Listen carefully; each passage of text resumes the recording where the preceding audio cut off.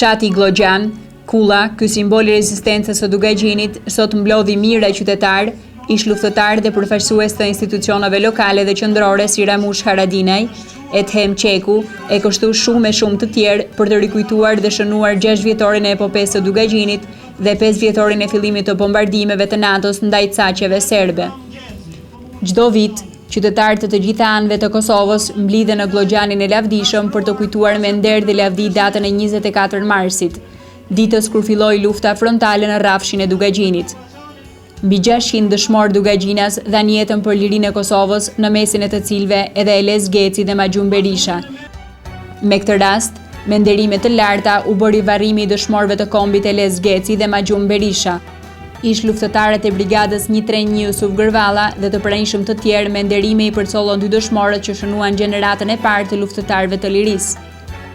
Me kurora me lule që ishin dhe do t'jenë gjithnjë të shumta për të gjithë dëshmorët dhe martirët e lirisë, u rivarrosën Eles Geci dhe Maxhum Berisha.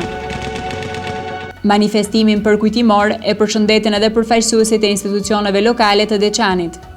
Me mund të madh Kosova ndërton institucionet e veta legjitime.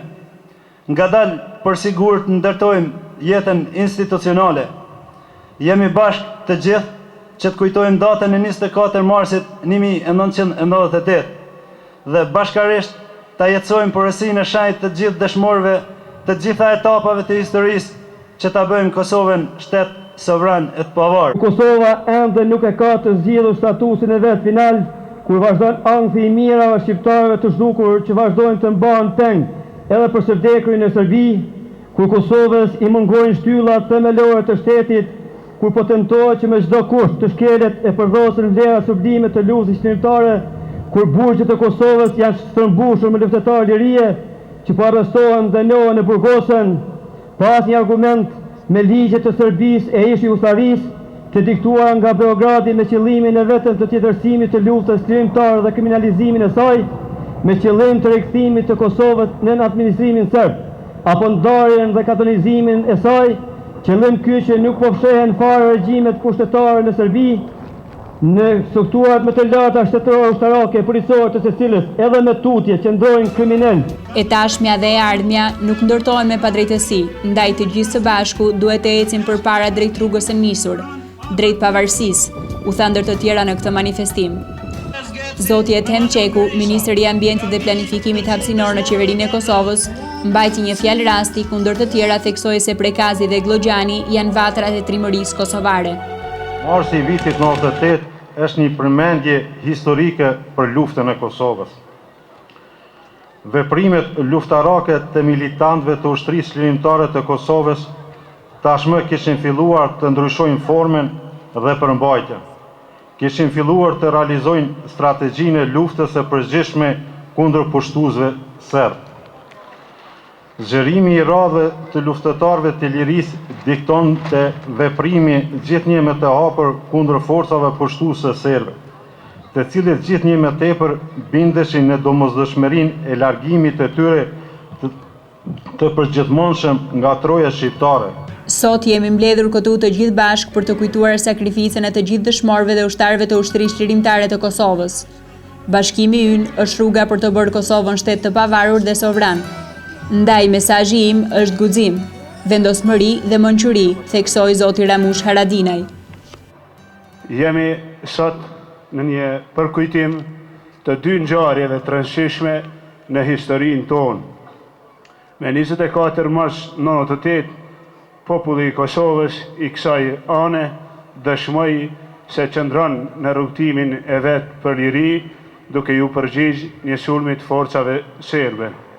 Kjo përgjigje si e tillë ishte shumë kuptimshme, por kuptimi më i plot që mund të i jepin atë kohë të gjithëve që vështronin rreth nesh ishte se shqiptarët do të luftojnë për lirinë e vet.